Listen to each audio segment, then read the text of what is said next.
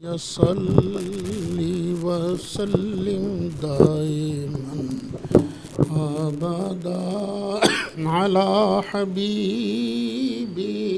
خیر الخلق كلهم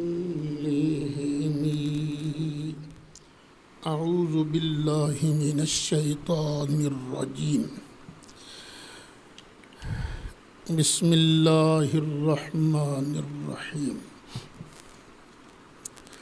الف لام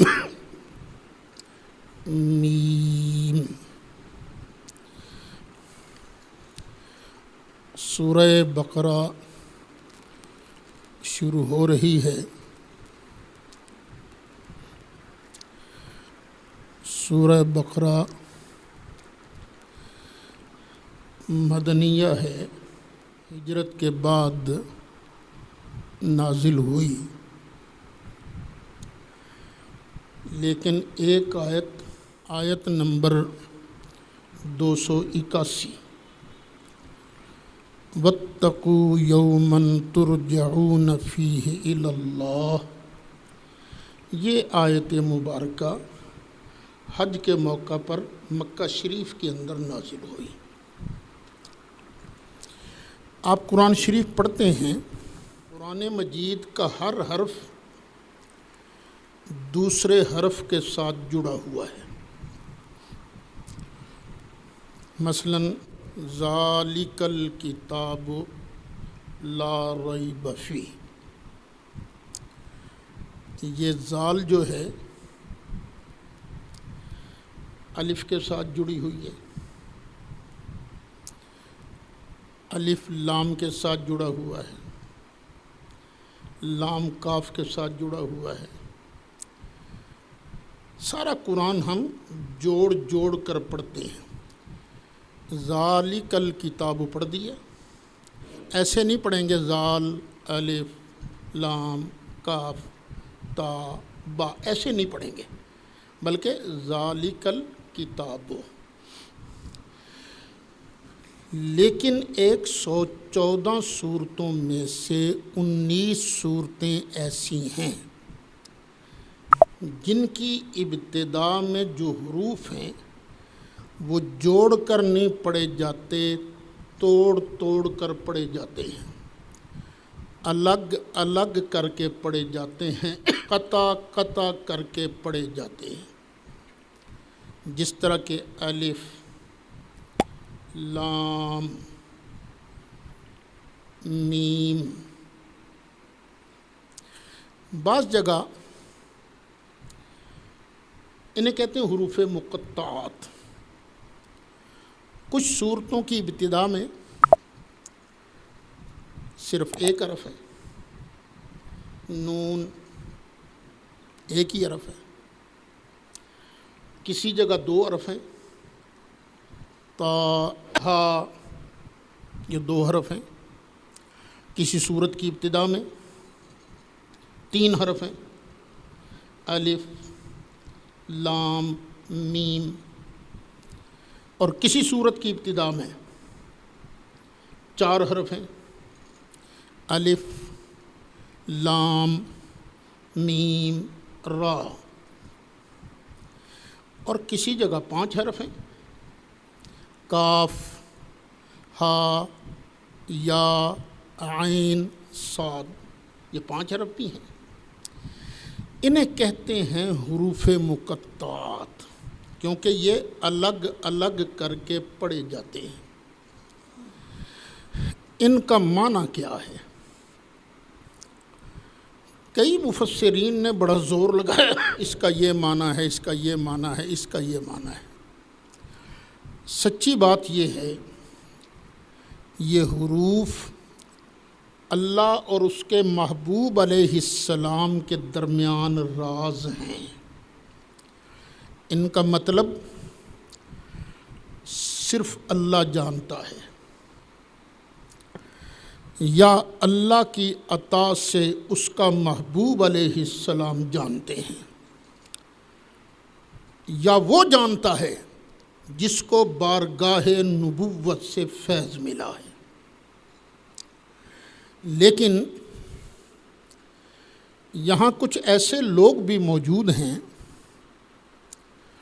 جو کہہ دیتے ہیں ان حرفوں کا معنی صرف اللہ ہی جانتا ہے، نبی کریم علیہ الصلاۃ والسلام بھی ان حرفوں کا معنی اور مطلب نہیں جانتے، یہاں تک کہہ دیتے ہیں۔ لیکن اگر ہم ذرا غور سے قرآن شریف کا مطالعہ کریں تو قرآن ہمیں پکار پکار کر بتاتا ہے کہ اللہ نے محبوب علیہ السلام کو ان حرفوں کا معنی بتایا ہے، سکھایا ہے۔ دیکھیے 27واں پارہ ہے، سورۃ الرحمن ہے، آیت نمبر 1 ہے۔ اللہ تعالیٰ ارشاد فرماتا ہے الرحمن علم القرآن، رب رحمان نے اپنے محبوب علیہ السلام کو قرآن سکھا دیا۔ جس چیز پر بھی قرآن کا اطلاق ہوتا ہے اللہ نے وہ سکھا دیا۔ تو الف لام میم قرآن ہے کہ نہیں؟ قرآن ہے۔ الف لام را، الف لام میم را، یہ سب قرآن ہے نا۔ تو اللہ فرماتا الرحمن علم القرآن، رب رحمان نے رحمت کی لوریاں دے دے کر اپنے محبوب کو سارا قرآن سکھا دیا۔ حضرت امام فخر الدین رازی رحمۃ اللہ علیہ آپ ارشاد فرماتے ہیں، ذرا دیکھو قرآن کی شان اللہ کیا بیان کرتا ہے۔ اللہ فرماتا ہے وَإِنَّهُ لَتَنزِيلُ رَبِّ الْعَالَمِينَ، یہ قرآن رب العالمین کا نازل فرمودہ ہے۔ 19واں پارہ ہے، سورۃ شعراء ہے، آیت نمبر 142 43 192 193 194، یہ اللہ رب العالمین کا نازل فرمودہ ہے۔ نزل بہ الروح الامین، اس قرآن کو لے کر آئے ہیں روح الامین جبریل علیہ السلام، اور انہوں نے نازل کہاں کیا ہے؟ علی قلبک، محبوب آپ کے دل پر نازل کیا ہے۔ کیوں نازل کیا ہے؟ لتکون من المنذرین، تاکہ آپ ڈرانے والوں میں سے ہو جائیں۔ قرآن کی آیتیں اس لیے ہم نے آپ پر اتاری ہیں تاکہ آپ ان آیتوں سے لوگوں کو ڈرائیں۔ امام راضی فرماتے ہیں فَلَوْ لَمْ يَكُنْ مَفْهُومًا بَطَلَ كَوْنُ الرَّسُولِ مُنذِرًا بِهِ، تفسیر کبیر جلد 2 صفحہ 3۔ اگر اس کا معنی نہ سمجھا ہوتا نبی کریم علیہ السلام نے تو نبی کریم علیہ الصلاۃ والسلام کا ان آیتوں سے منذر ہونا یہ باطل ہو جائے گا، اور حالانکہ اللہ فرماتا ہے لتکون من المنذرین، تاکہ آپ ہو جائیں ڈرانے والوں میں سے۔ سورہ قیامہ اٹھائیے،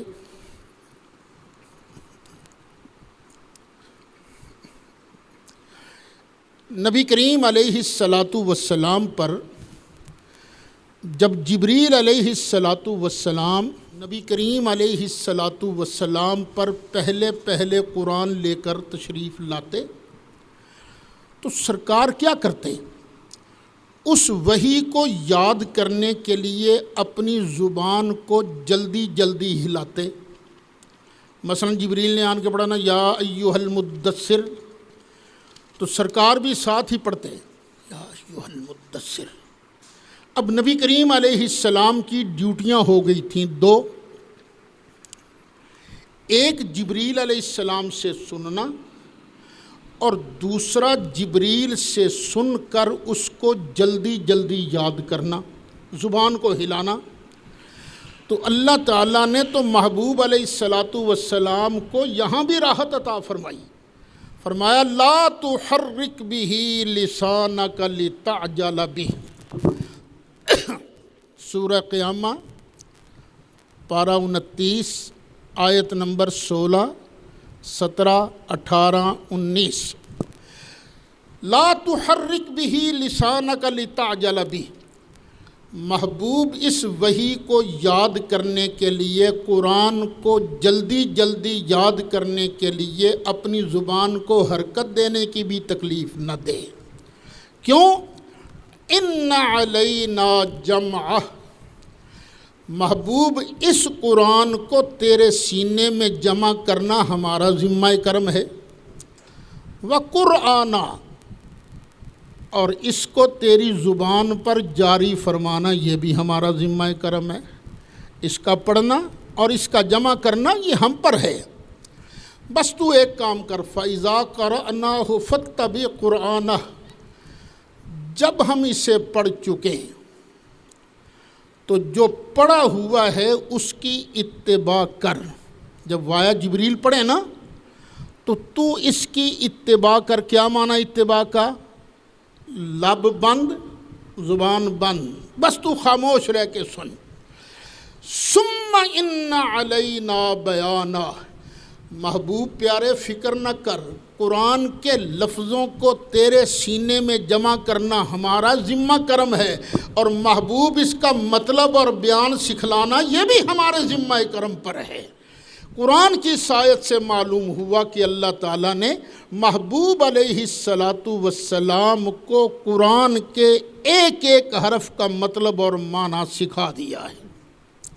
تو یہ نہیں کہنا چاہیے کہ اللہ تعالیٰ نے نبی کریم علیہ السلام کو مقطعات کا علم نہیں دیا، قرآن کے ہر حرف کا مالک نے اپنے محبوب علیہ السلام کو علم عطا فرمایا ہے۔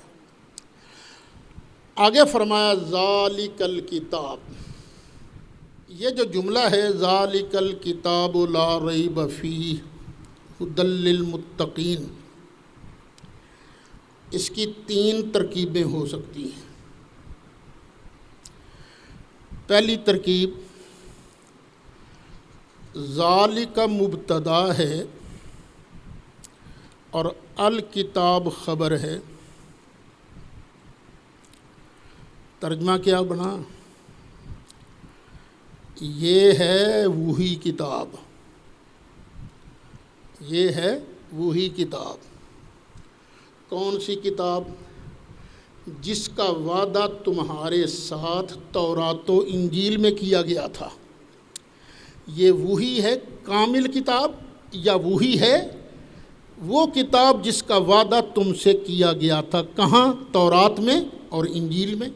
اور یہ وعدہ خود تورات کے اندر موجود ہے۔ یہ ہے میرے ہاتھ میں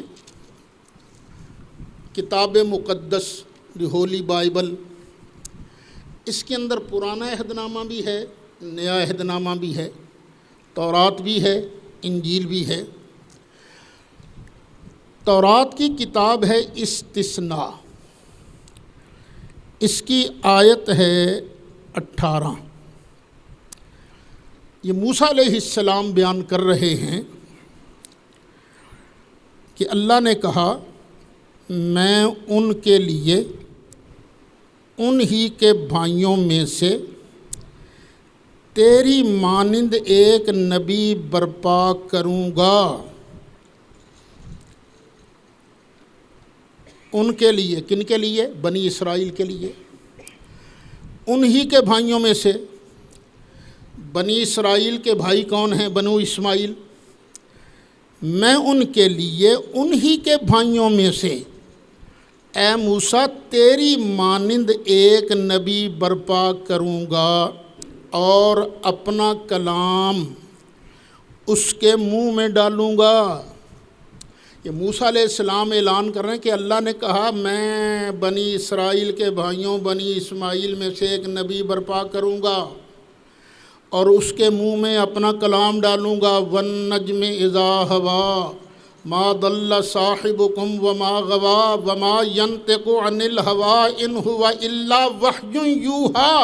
یہ جو قرآن ہے نا، مصطفیٰ اپنی مرضی سے نہیں گھڑتے، یہ تو وہی ہے جو اللہ تعالیٰ ان کی طرف کرتا ہے۔ میں اپنا کلام اس کے منہ میں ڈالوں گا اور جو کچھ میں اسے حکم دوں گا وہی وہ ان سے کہے گا۔ تو جس کتاب کا وعدہ اللہ تعالیٰ نے بنی اسرائیل سے کیا تھا کہ او بنی اسرائیلیو، تورات میں وعدہ تھا، انجیل میں وعدہ تھا کہ بنی اسماعیل کے ہاں میں ایک نبی برپا کروں گا، لو ذالک الکتاب، یہ ہے وہ کتاب، یہ ہے وہ کتاب۔ دوسری ترکیب یہ ہے کہ ذالک الکتاب، اس میں اشارہ اور مشار الیہ مل کر مبتدا بنے، لا ریب فیہ ہے، یہ پورا جملہ اس کی خبر اول، اور ھدی للمتقین یہ جملہ اس کی خبر ثانی۔ ترجمہ ہوگا یہ عالی شان کتاب، اس کے خدا کا کلام ہونے میں کوئی شک نہیں۔ ایک ہے لوگوں کے دل میں شک آنا، ایک ہے حقیقت کیا ہے۔ حقیقت یہ ہے کہ یہ عظمت والی کتاب، اس کے کلام الہی ہونے میں کوئی شک نہیں، اور یہ متقین کے لیے ہدایت کا سبب ہے، متقین کے لیے ہادی ہے۔ اور تیسری ترکیب کیا ہو سکتی ہے کہ یہ لا ریب فی یہ جملہ معترضہ بنا لیا جائے، تو اب عبارت یہ بنے گی ذالک الکتاب ھدی للمتقین، کہ یہ کتاب ہے جو متقین کے لیے ہدایت ہے، متقین کو ہدایت دیتی ہے۔ یہ جو ہے نا درمیان میں لا ریب فی، اس کے کلام الہی ہونے میں کوئی شک نہیں، یہ ایک دعویٰ ہے، دعویٰ۔ جب یہ مان لیا کہ یہ قرآن لا ریب ہے، تو اس کے لا ریب ہونے کے لیے کچھ اور چیزوں کو لا ریب ماننا پڑے گا۔ یہ نازل کس نے کیا ہے؟ اللہ نے۔ قرآن اسی صورت میں لا ریب ہو سکتا ہے جب بھیجنے والا لا ریب ہو۔ پھر لایا کون ہے؟ روح الامین۔ قرآن اسی صورت میں لا ریب ہو سکتا ہے جب جبریل کو بھی لا ریب مانا جائے۔ یہ کہنا کہ اللہ نے جبریل کو وحی دے کر بھیجا تھا مولا علی کی طرف، جبریل گیا بھول، اور بھول کر یہ نبی کریم علیہ السلام پر وحی لے آیا، اگر یہ بات ہے تو جبریل تو مشکوک ہو گیا نا، ڈیوٹی اس نے پوری ادا نہیں کی۔ لیکن اللہ فرماتا لا ریب فی، اوے اس غلطی میں نہ رہنا، یہ قرآن لا ریب ہے، بھیجنے والا بھی لا ریب ہے تو لانے والا بھی لا ریب ہے۔ جب قرآن کو مانا گیا لا ریب، تو پھر اس کو بھی لا ریب ماننا پڑے گا جس پر نازل ہوا، کہ اللہ بھی لا ریب ہے، جبریل بھی لا ریب ہے، اور مصطفیٰ علیہ السلام بھی لا ریب ہیں۔ انہوں نے کوئی حکم چھپایا نہیں، جو کچھ اللہ نے حکم دیا آگے پہنچاؤ، سارے کا سارا من وعن سرکار نے آگے پہنچا دیا۔ اب ذرا اگلی بات سوچنا، نبی کریم علیہ السلام قرآن کس کو دے کر گئے تھے؟ صحابہ کرام کو۔ یہ جمع صورت میں دو گتوں کے درمیان یہ جو قرآن شریف ہے، سرکار ہمیں اس طرح نہیں دے کر گئے۔ قرآن کی آیتیں نازل ہوتی تھیں، کوئی آیت کسی جگہ پر اتری، سرکار نے فرمایا اس کو وہاں رکھو۔ کوئی آیت کہاں اتری، سرکار نے فرمایا اس کو فلاں صورت میں فلاں آیت کے بعد رکھو۔ ترتیب ساری خود نبی کریم علیہ السلام نے دی، لیکن کوئی کسی کاغذ پر موجود تھی، کوئی کسی گتے پر موجود تھی، کوئی کسی چمڑے پر موجود تھی، کوئی آیت کسی درخت کے پتے پر موجود تھی، درختوں کے ٹہنیوں پر موجود تھی، ایک جگہ موجود نہیں تھی۔ یہ قرآن بعد میں سرکار کے تشریف لے جانے کے بعد مکمل ہونا شروع ہوا، جمع ہونا شروع ہوا۔ میں نے جیسے کہ بتایا، یہ سورہ بقرہ کی آیت نمبر 281 کہاں نازل ہوئی تھی؟ حج کے موقع پر، وہاں نازل ہوئی، لیکن سرکار نے فرمایا اس کو یہاں پر درج کرو۔ یہ ابو بکر صدیق رضی اللہ عنہ کے دور میں قرآن جمع ہونا شروع ہوا، کام جاری رہا۔ حضرت عمر کے زمانے میں کام جاری رہا اور مکمل کس کے زمانے میں ہوا؟ حضرت عثمان غنی کے زمانے میں۔ اب قرآن کہتا ہے لا ریب فی، بسم اللہ کی با سے لے کر والناس کی سین تک سارا قرآن جو ہے لا ریب ہے، اس کے اندر شک کوئی نہیں۔ اگر تم صحابہ کرام کو مشکوک مانو کہ یہ بددیانت تھے، یہ فراڈیے تھے، تو خدا کی قسم ہے قرآن پر تمہارا ایمان نہیں بنتا۔ قرآن پر تمہارا ایمان بنے گا ہی اس صورت میں جب اللہ کو بھی لا ریب مانو، جبریل کو بھی لا ریب مانو، مصطفیٰ کو بھی لا ریب مانو، ابو بکر کو بھی لا ریب مانو، عمر کو بھی لا ریب مانو، عثمان غنی کو بھی لا ریب مانو۔ وگرنہ قرآن میں شک موجود رہے گا، پتہ نہیں کون سی آیت میں ڈنڈی مار دی انہوں نے۔ یہ قرآن لا ریب ہے تو صحابہ کرام بھی لا ریب ہیں۔ ہدی للمتقین، یہ قرآن ہدایت دیتا ہے متقین کو، ڈرنے والے کو، جو خطرات سے بچا کر نکلتے ہیں نا، ان کو ہدایت دیتا ہے۔ یہاں متقین فرمایا گیا، ایک جگہ فرمایا گیا ہدی للناس، قرآن سب لوگوں کو ہدایت دیتا ہے۔ یہاں فرمایا نہیں، صرف ڈرنے والوں کو ہدایت دیتا ہے۔ رستہ تو سب کو ہی دکھاتا ہے نا، بتاتا تو سب کو ہی ہے، اور جنت جانے کا رستہ یہ ہے، لیکن اس ہدایت سے فائدہ کون اٹھاتا ہے؟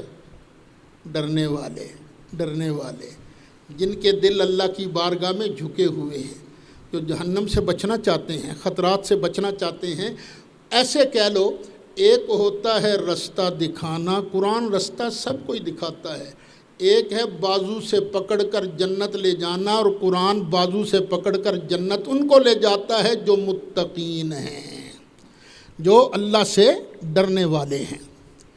یہ متقین کون ہیں؟ الذین یؤمنون بالغیب، جو غیب پر ایمان رکھتے ہیں، جو غیب پر ایمان رکھتے، بن دیکھے ایمان رکھتے ہیں۔ یہ پنکھے چل رہے ہیں، میں بھی مان رہا ہوں، تم بھی مان رہے ہو، لیکن ہمیں کیسے پتہ چلا کہ پنکھے چل رہے ہیں؟ آنکھ سے پتہ چلا، اور پھر ان کی وہ جو سنسناہٹ ہے نا، سرسراہٹ، اس سے پتہ چلا کہ چیز چل رہی ہے۔ پھر ہماری باڈی نے ہوا کو محسوس کیا تو پتہ چلا پنکھا چل رہا ہے، ہم نے یہ مانا۔ لیکن یہ ماننا یہ ایمان نہیں۔ کیوں؟ یہ تو سامنے نظر آ رہا ہے نا، یہ تو ہمارے حواس محسوس کر رہے ہیں۔ ایمان اس چیز کا نام ہے جن کو حواس محسوس نہ کریں اور ہم مانیں۔ لوگ تو خام خواہ غیب کی بحثیں کرتے رہتے ہیں، نبی کو غیب کا پتہ ہے کہ نہیں، نبی کو غیب کا پتہ ہے کہ نہیں۔ میں کہتا ہوں قرآن ہمیں یہ بتاتا ہے متقی ہے ہی وہ جو سب سے پہلے مصطفیٰ کے غیب کو مانے، مصطفیٰ کے غیب کو مانے۔ جبریل کو ہم مانتے ہیں کہ نہیں؟ مانتے ہیں۔ کیا کبھی ہم نے دیکھا ہے؟ نہیں دیکھا۔ جنت کو مانتے ہیں کہ نہیں؟ مانتے ہیں۔ دوزخ کو مانتے ہیں کہ نہیں؟ مانتے ہیں۔ قبر میں عذاب ہوگا، ثواب ہوگا، ہم مانتے ہیں کہ نہیں؟ مانتے ہیں۔ کیوں مانتے ہیں؟ ہم نے تو کبھی دیکھا نہیں، اس لیے مانتے ہیں کہ ہم نے تو نہیں دیکھا، لیکن ایک دیکھنے والے نے تو ہمیں بتایا ہے نا، ہمیں دیکھنے والے نے بتایا۔ بعض لوگ کہہ دیتے ہیں نہیں فرق کوئی نہیں ہے، جس طرح ہمیں معلوم ہے، ہم مانتے ہیں جنت ہے، ہم مانتے ہیں دوزخ ہے، ہم مانتے ہیں فرشتے ہیں۔ کیوں؟ ہمیں سرکار نے بتایا۔ تو سرکار نے مانتے تھے، کیوں؟ انہیں جبریل نے بتایا۔ جبریل کیوں مانتا تھا؟ انہیں اللہ نے بتایا۔ تو بس اتنا ہی فرق ہے، ہمیں سرکار نے بتایا، سرکار کو جبریل نے بتایا۔ تو میں کہتا ہوں میرے بیٹے ضد نہ کر، ہم اس لیے مانتے ہیں کہ ہمیں سرکار نے بتایا ہے، لیکن سرکار نے ہمیں دکھایا نہیں۔ اللہ نے سرکار کو بتایا بھی ہے، سرکار کو دکھایا بھی ہے۔ ہم نے جبریل کو نہیں دیکھا، لیکن سرکار تو جبریل کو دیکھتے تھے نا. پھر اصلی صورت میں بھی سرکار نے جبریل کو 2 مرتبہ دیکھا ہے. ہم نے سنا ہے کہ جنت ہے، ہمیں سرکار نے بتایا کہ جنت ہے، لیکن نبی کریم علیہ الصلاۃ والسلام نے جنت کو دیکھا ہے کہ نہیں دیکھا؟ دیکھا ہے. وہ بخاری شریف کی حدیث ہے نا، سرکار نے گہن کی نماز پڑھائی تو دوران نماز سرکار نے قدم مبارک آگے بڑھایا، ہاتھ مبارک یوں کیا، پھر ہاتھ مبارک پیچھے کر لیا. صحابہ نے بعد میں عرض کی آقا یہ آج نماز ایسے ہی پڑھنے کا حکم ہوا، یہ کوئی خاص بات ہے؟ فرمایا ہاں نا، وہ جنت میرے سامنے تھی تو انگوروں کا گچھا بڑا شاندار لٹک رہا تھا، میرے دل میں آیا کہ پکڑوں توڑوں اسے. ہاتھ بڑھایا توڑنے کے لیے تو پھر میں نے کہا چلو کوئی نہیں، میرے امتی آئیں گے تو آن کے کھا ہی لیں گے نا. ویسے اگر میں توڑ کے تمہیں دے دیتا نا، ساری زندگی کھاتے رہتے، تمہارے بعد والی نسلیں کھاتی رہتی، وہ گچھا ختم نہ ہوتا. ہم نے تو صرف سنا ہے نا، ہمیں تو مصطفیٰ علیہ السلام کی زبان نے بتایا ہے نا، لیکن اللہ نے اپنے محبوب کو جنت دکھائی بھی ہے، جنت کی سیر کرائی بھی ہے، اور اللہ تعالیٰ نے مصطفیٰ علیہ السلام کو غیب کے خزانے دکھائے بھی ہیں. ہم دیکھیں قبروں پر سے گزرتے رہتے ہیں، ہمیں کوئی پتہ نہیں چلتا اندر والے پر کیا بیت رہی ہے، لیکن نبی تو نبی ہیں. وہ جانور، جس جانور کے ساتھ میرے نبی کا جسم ٹچ ہو جاتا تھا، وہ جانور بھی قبر کے عذاب کو دیکھ لیتا تھا. سرکار خچر پر سوار تھے، یکدم خچر ڈرا، یوں سیدھا کھڑا ہو گیا. سرکار جلدی تشریف لائے. سرکار نے فرمایا یہاں 2 قبریں ہیں اور میری سواری ان قبر والوں کو قبر میں عذاب ہوتا دیکھ کر ڈر گئی تھی. سرکار نے فرمایا پھر ان قبر والوں کو عذاب کو بڑے گناہوں کی وجہ سے نہیں ہو رہا، جن کو تم چھوٹا گناہ سمجھتے ہو نا، ان کی وجہ سے ان کو عذاب ہو رہا ہے. وہ چھوٹے گناہ کیا ہیں؟ ایک چغلی بڑی کرتا تھا، دوسرا پیشاب کے چھینٹوں سے نہیں بچا کرتا تھا. اب دیکھیے سرکار تو سرکار ہیں، وہ خچر نے بھی زمین کا سینہ چیر کر قبر کے اندر ہونے والے عذاب کو دیکھ لیا. اچھا چغلی قبر والے نے اب کی تھی یا اب سے پہلے؟ اب سے پہلے. پیشاب کے چھینٹوں سے جب وہ ملوث ہوا تھا تو اب اس پر چھینٹے پڑ رہے تھے یا کبھی چھینٹے پڑے تھے؟ لیکن مصطفیٰ علیہ السلام کی نگاہ کے اندر اللہ نے وہ پاور عطا فرمائی تھی کہ سرکار نے عذاب ہوتے بھی دیکھ لیا اور ان کے عذاب کے سبب کو بھی دیکھ لیا تھا. تو کبھی یہ نہ کہنا کہ نبی کریم علیہ السلام کو اللہ نے غیب کا علم نہیں دیا. بغیر غیب کا علم مانے بندہ مومن بن ہی نہیں سکتا. یہ دیکھیے میرے ہاتھ میں ہے مفتی محمد شفیع صاحب کراچی والے. یہ مولانا مفتی رفیع عثمانی صاحب، مولانا مفتی تقی عثمانی صاحب کے والد ہیں اور ٹھیک ٹھاک عالم تھے. یہ معتدل علماء میں ان کو سمجھتا ہوں. ایک لطیفہ ہی سن لیجئے. وہ یہ چنیوٹ پنڈی بھٹیاں روڈ پر نا ایک گاؤں ہے جس کا نام ہے سلارہ. وہاں میرا مناظرہ تھا دعا بعد جنازہ پر. مناظرہ طے تھا یوسف رحمانی صاحب کے ساتھ. ہم ایک رات پہلے ہی پہنچ گئے تھے تو ادھر سے وہ بھی پہلے پہنچ گئے تھے ایک رات پہلے جن کے ساتھ مناظرہ تھا.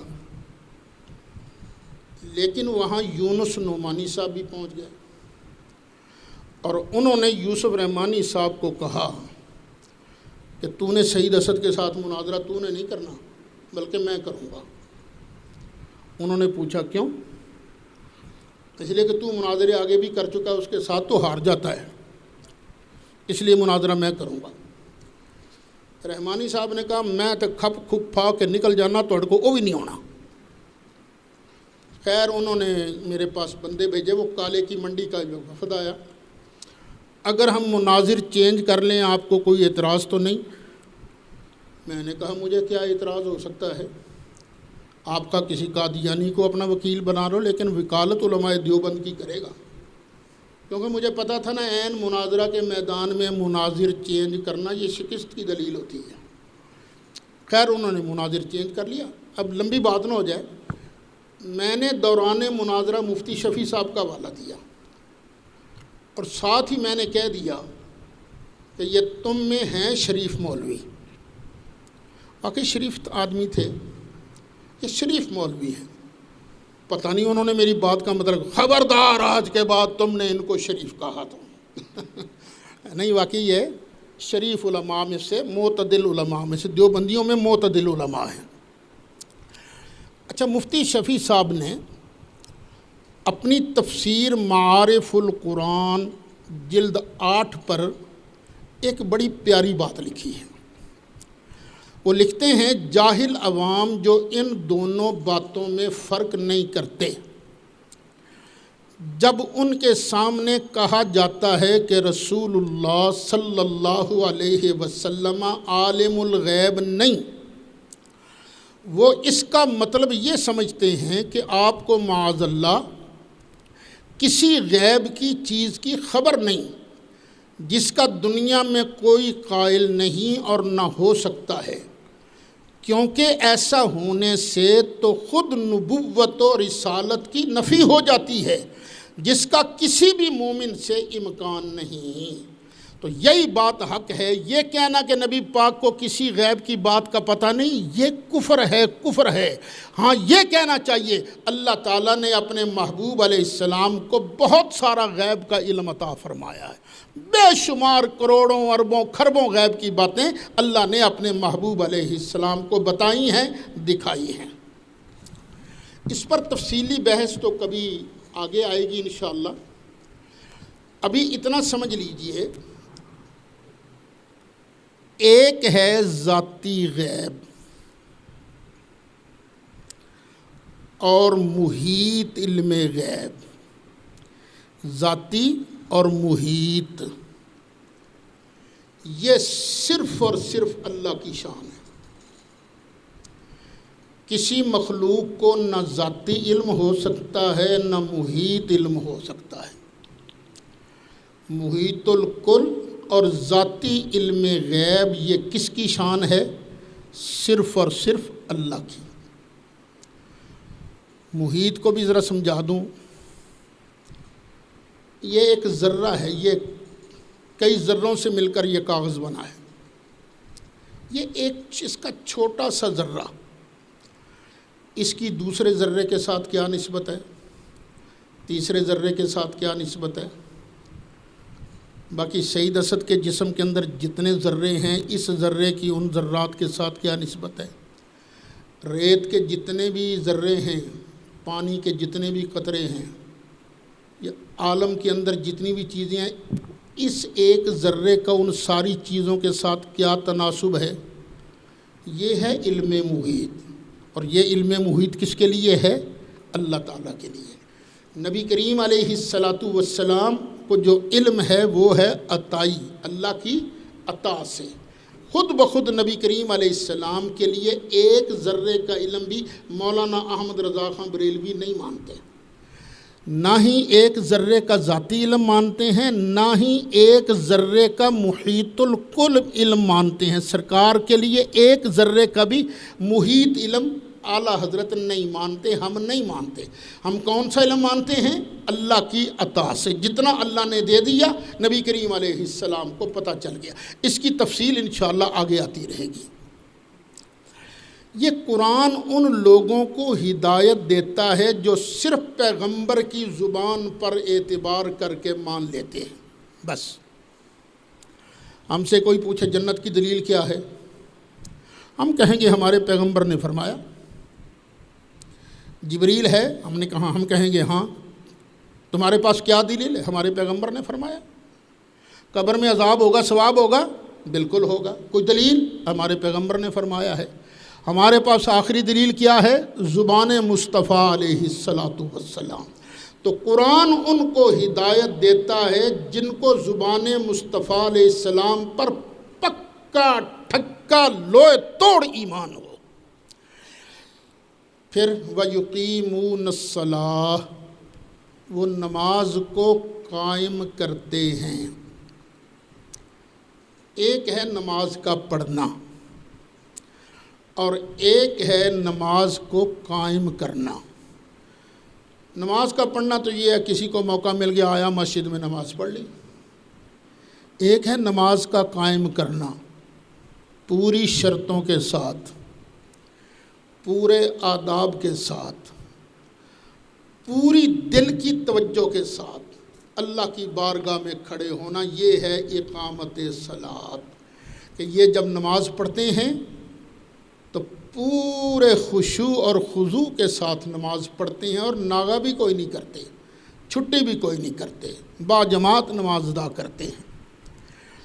ایک وَمِمَّا رَزَقْنَاهُمْ يُنْفِقُونَ، اور جو ہم نے ان کو دیا ہے، ہمارے دیے ہوئے میں سے کچھ خرچ کرتے ہیں میری راہ میں۔ سمجھتے ہیں یہ ہمارا اپنا نہیں ہے، یہ جو کچھ ہمارے پاس مال ہے یہ اللہ کا دیا ہوا ہے، تو اللہ کے دیے ہوئے مال میں سے کچھ اس کی رضا کے لیے خرچ کرتے ہیں۔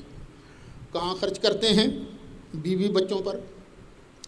بیوی بچوں پر اللہ کا حکم سمجھ کے خرچ کرنا یہ بھی عبادت ہے، یہ بھی عبادت ہے۔ جتنا خوش ہو کر اللہ کی رضا سمجھتے ہوئے خرچ کرو گے نا، رشتہ داروں پر خرچ کرتے ہیں، غریبوں فقیروں مسکینوں پر خرچ کرتے ہیں، دین کی راہ میں خرچ کرتے ہیں، اللہ والوں کے لیے خرچ کرتے ہیں، یہ سارا خرچ کرتے ہیں۔ اچھا، پھر صرف مال ہی مراد نہیں، مما رزقناہم، جو کچھ ہم نے دیا ہے اس میں سے خرچ کرتے ہیں۔ اللہ نے کئیوں کو مال دیا ہے، کئیوں کو اللہ نے علم دیا ہے۔ علم بھی تو ایک بڑی دولت ہے نا، وہ پھر آگے کنجوسی نہیں کرتے۔ وَمِمَّا رَزَقْنَاهُمْ يُنْفِقُونَ، ہمارے دیے ہوئے میں سے آگے خرچ کرتے ہیں۔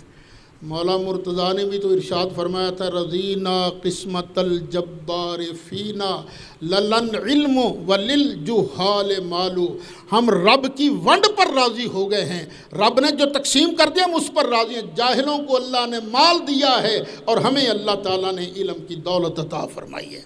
تو عالم کو چاہیے کہ مسئلہ بتاتے ہوئے کنجوسی نہ کرے، اکتاہٹ کا شکار نہ ہو، بلکہ اللہ کی رضا کے لیے جو کچھ اس کے پاس ہے آگے بیان کرے۔ یہ بھی مما رزقناہم ینفقون میں داخل ہے۔ یہ کتاب ہدایت دیتی ہے کن کو؟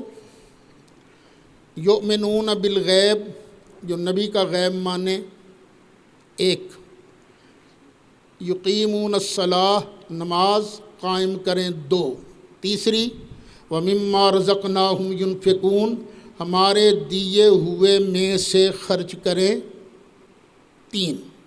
اب چوتھی والذین یؤمنون بما انزل الیک، اور محبوب متقی وہ ہیں جن کو قرآن بازو سے پکڑ کر جنت میں لے جائے گا نا، جو ایمان رکھیں اس چیز پر جو تجھ پر نازل کی گئی، اس وحی کو مانے جو تیری طرف اتاری گئی، وما انزل من قبلک، اور اس وحی کو بھی مانے جو تجھ سے پہلے نازل کی گئی۔ اب یہاں دیکھیے وحی کی دو قسمیں کی گئی ہیں، دو، ایک وہ وحی جو سرکار پر نازل ہوئی، ایک وہ وحی جو سرکار سے پہلے نازل ہوئی۔ سارا قرآن پڑھ لیجئے، آپ کو کئی جگہ ملے گا محبوب تجھ سے پہلے، تجھ پر تجھ سے پہلے، تجھ پر تجھ سے پہلے، کسی جگہ بعد کا اشارہ بھی نہیں۔ یہ اس بات کی طرف اشارہ ہے کہ اب وحی نبوت بند ہے، سرکار پر وحی نبوت نازل ہونے کے بعد وحی نبوت بند ہے، اب کسی پر وحی نبوت نازل نہیں ہو سکے گی۔ اہل سنت کا یہی مذہب ہے۔ یہ دیکھیے میرے ہاتھ میں امام اہل سنت مولانا سید احمد سعید شاہ صاحب کاظمی رحمۃ اللہ تعالی علیہ، آپ کی تفسیر ہے یہ التبیان، ایک ہی سپارے کی تفسیر چھپی ہے۔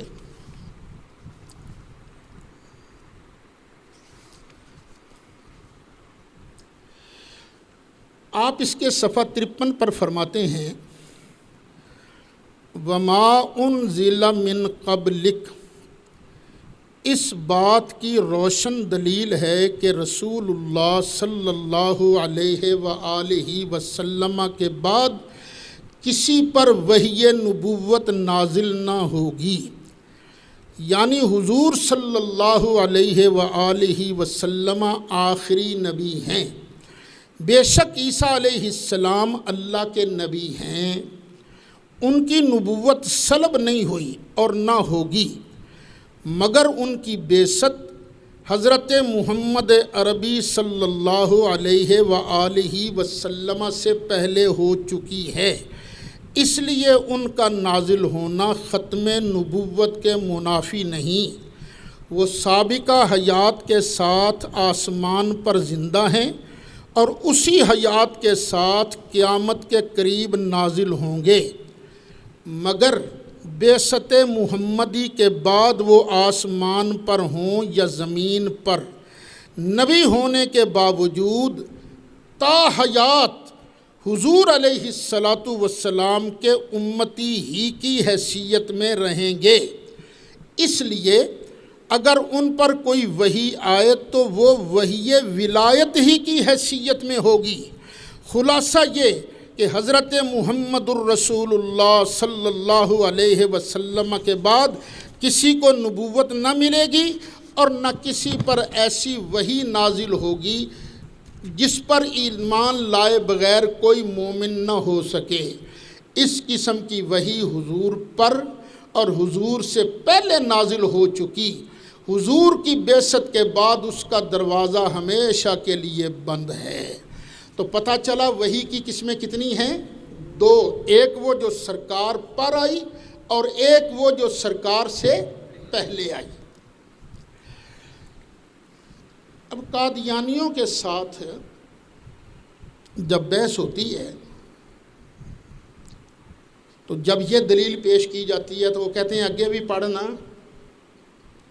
اب یہ قادیانی روند مارتے ہیں، یہاں روند مارتے ہیں، وہ کہتے ہیں دیکھو آگے لکھا وَبِالْآخِرَةِ هُمْ يُوقِنُونَ، ایک آخر میں بھی وہی آنی ہے۔ وہ دور دور الو کے پٹھو، یہ تم نے ترجمہ کہاں سے نکال لیا؟ وَبِالْآخِرَةِ کے آخرت میں بھی ایک وہی آنی ہے۔ میں اکثر ایک لطیفہ سنایا کرتا ہوں، ایک قادیانی کے ساتھ بات، میں نے کہا یہ تمہارا تو حال یہی ہے کہ کسی نے پوچھا تھا آمنت باللہ وملائکتہ وکتبہ ورسلہ، یہ اس کا معنی کیا ہے؟ تو اس نے کہا آمنت باللہ کا معنی ہے تو مان کے ایک بلہ تھا، وملائکتہ وہ ملائکہ جایا کرتا تھا، وکتبہ پھر اس کے پیچھے کتے لگ گئے، ورسلہ پھر اس کو رسیوں سے باندھ دیا گیا، والیوم الاخر اور یہی آخری دہاڑا تھا اس کا۔ میں نے کہا یہ بھی تو اس نے ترجمہ کر، تم بھی مرزئی ہو، ترجمہ اسی طرح کا کرتے ہو۔ یہ پورا قرآن موجود ہے، آخرت کا معنی آخری وحی کہیں سے نکال دو، وگرنہ ہم القرآن یفسر بعضہ بعضا، قرآن اپنے بعض حصے کی خود تفسیر بیان کرتا ہے۔ یہ سورہ مومن ہے، 24واں پارہ ہے، آیت نمبر 39 ہے۔ یہاں صاف فرمایا گیا وَإِنَّ الْآخِرَةَ هِيَ دَارُ الْقَرَارِ، بے شک آخرت جو ہے یہ ہمیشگی کا گھر ہے۔ آخرت کا معنی آخری وہی نہیں بلکہ یہ ہمیشگی کا گھر ہے۔ یہ ہے قرآن پاک۔ اور پھر قادیانیوں کے لیے، مرزائیوں کے لیے سب سے بڑی دلیل تو ان کے مرزے کی اپنی بات ہوگی نا۔ یہ 10 اکتوبر سے لے کر 17 اکتوبر تک سن 1904 اس میں جو رسالہ چھپا الحکم، اس کے اندر اس نے ایک بات لکھی ہے، اور یہی سورہ بقرہ کی آیات ذہن میں رکھی ہے۔ طالب نجات وہ ہے جو خاتم النبیین پیغمبر آخر الزمان پر جو کچھ اتارا گیا ہے اس پر ایمان لاوے، اور اس پیغمبر سے پہلے جو کتابیں اور صحیفے سابقہ انبیاء اور رسولوں پر نازل ہوئے ان کو بھی مانے۔ وما انزل من قبلک وَبِالْآخِرَةِ هُمْ يُوقِنُونَ، اور طالب نجات وہ ہے جو پچھلی آنے والی گھڑی یعنی قیامت پر یقین رکھے اور جزا و سزا مانتا ہو۔ دیکھ لیجئے، یہ قرآن مجید کی تفسیر میں نے قرآن سے کر دی، اور پھر مرزے کی زبانی یہ میں نے تفسیر اس کی دکھائی۔ اس نے بھی ترجمہ کیا، ترجمہ نہیں کیا بلکہ اس نے اس کے مضامین چھپے، اور بالکل یہ ترجمہ ہی تھا اس کا سورہ بقرہ کی یہ جو آیتیں والذین یؤمنون بما انزل الیک وما انزل من قبلک، اور انہوں نے مرزائیوں نے بعد میں اس کی چیدہ عبارتیں چن کر تفسیر کے نام سے یہ شائع کر دی، یہ دیکھ لیجیے۔